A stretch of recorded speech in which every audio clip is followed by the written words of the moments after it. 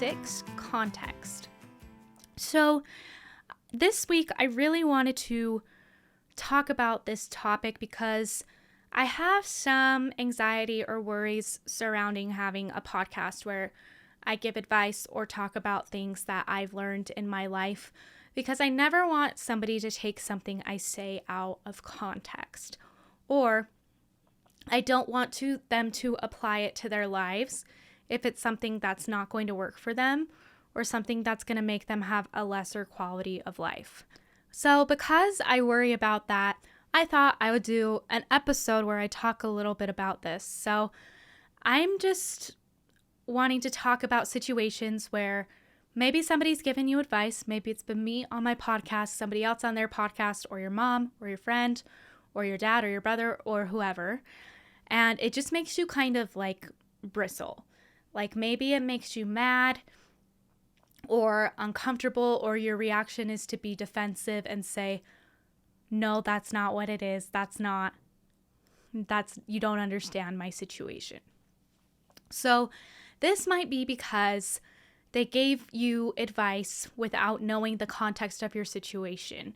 Or it could just simply be because it is unsolicited advice, and unsolicited advice makes people uncomfortable. So if you ever feel like you're getting unsolicited advice from me or from a podcast you listen to, don't listen, because if it's making you feel bad, then don't listen to it. In order to illustrate kind of what I'm talking about here, I wanted to tell you guys a story about my life. It's a little bit personal, so I'm trying to be brave about that, because I think it will illustrate this point really, really well. So one time I called my therapist. I had a really good therapist. I had texted and asked if he had time to talk to me, and he did, which was very kind. I was having really bad anxiety surrounding my relationship. Now, usually therapists don't tell you what to do in a situation. They're mostly there to help you heal if there's like a mental illness or something like that, or be, like a sounding board, somebody to talk to. So I was having really bad anxiety surrounding my relationship with my now husband. And when I called him, he told me I needed to or should consider ending my relationship. Now, I can't remember how he phrased it. I want to say it was something like, maybe this isn't working, or maybe you need to think about, moving on or doing something else, which I bristled at that response. So in this case, I decided not to immediately jump to conclusions and end things, even though my therapist had told me to consider it. Which is really all he said. I don't think he was really doing anything wrong. I don't think he necessarily crossed any lines or anything. I think he was just worried that I felt like I had to stay in the relationship.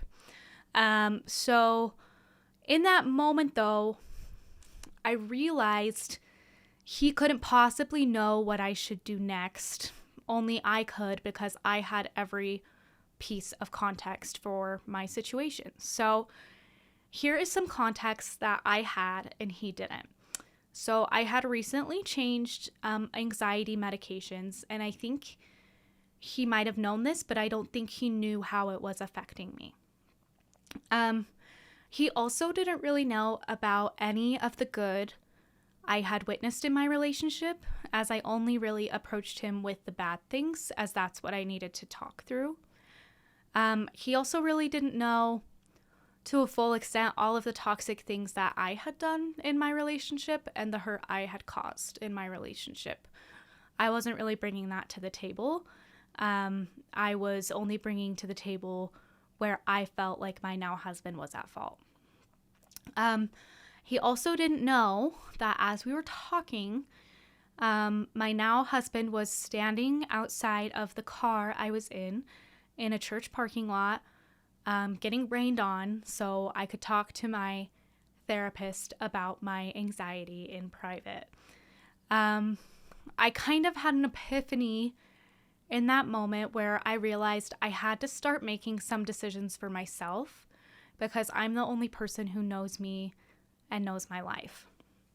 So I'm not saying that you should never consult people when you're faced with a tough choice or a tough situation.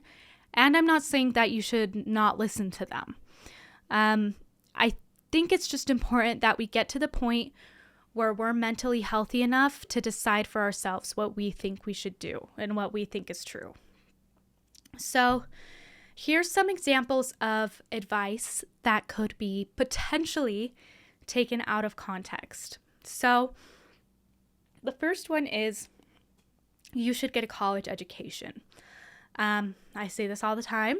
I work at a university, and I'm in a tough choice when I talk to students about this. I do my best to guide them if they're considering being done with college and do my best to remain fairly neutral and help them find those answers for themselves.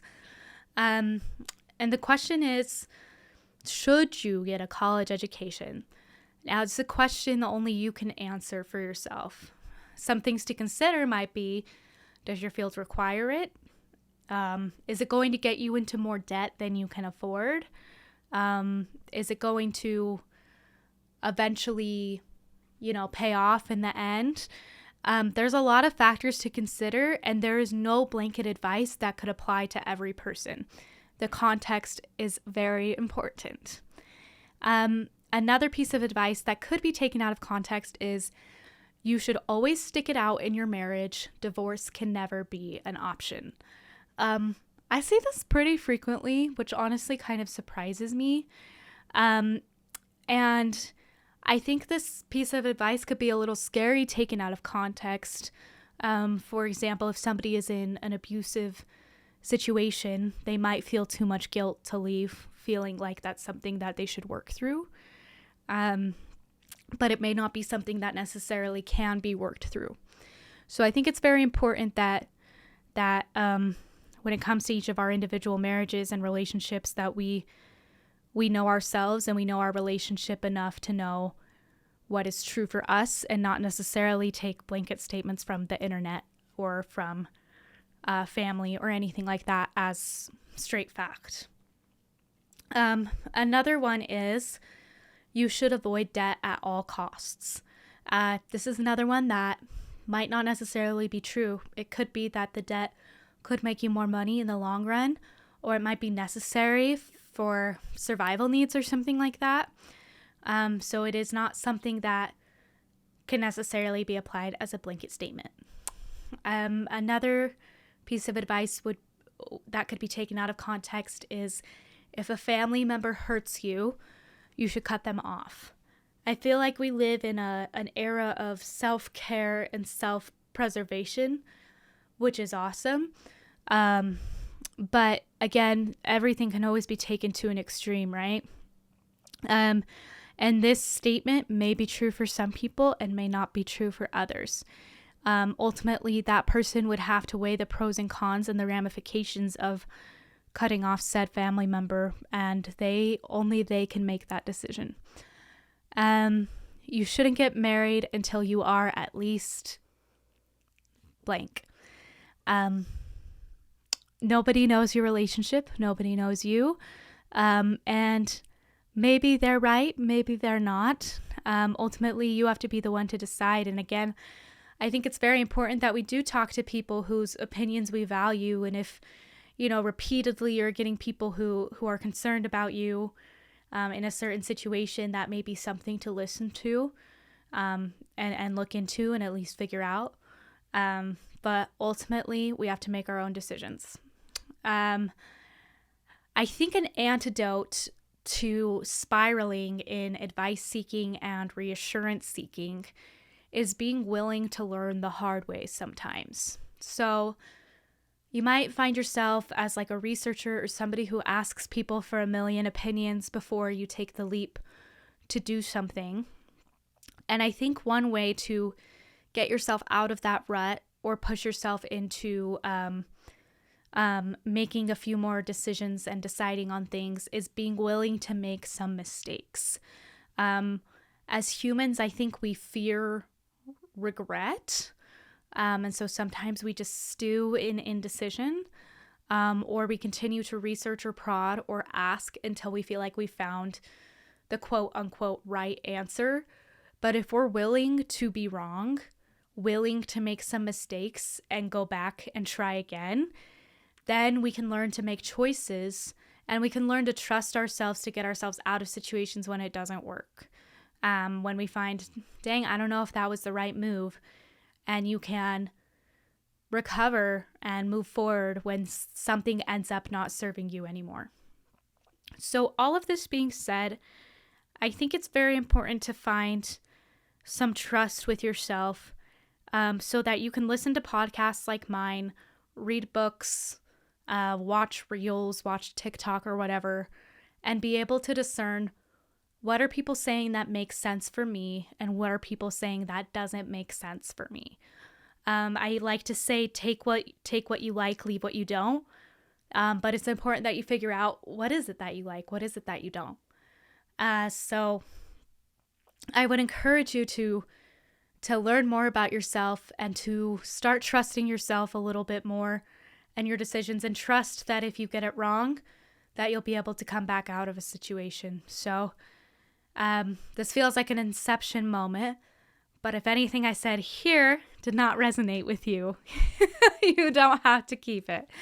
So, okay, awesome. So this was a short episode. Last week's was pretty short too, so maybe I'm just getting faster at talking. We'll see. But I'm really excited for what I've got slotted for next month. I'm going to be doing an interview with my own mother, who is incredible, and she's going to talk to us a little bit about motherhood and parenthood. That's something I cannot speak to as of yet. And I'm really excited about that. And then in a couple months or a month or two, I'm going to have my husband on the podcast. We're going to talk about being quote unquote early returned missionaries for the Church of Jesus Christ of Latter-day Saints. A little bit about our experience there. So I've got some really exciting things coming up. I'm really excited. So trying to grow a little bit at a time, get a couple more people knowing that we're here, we exist, doing this podcast so that they can learn how to make their minds a better place to live. So thank you so much for listening today. I hope you have an amazing week. Bye-bye.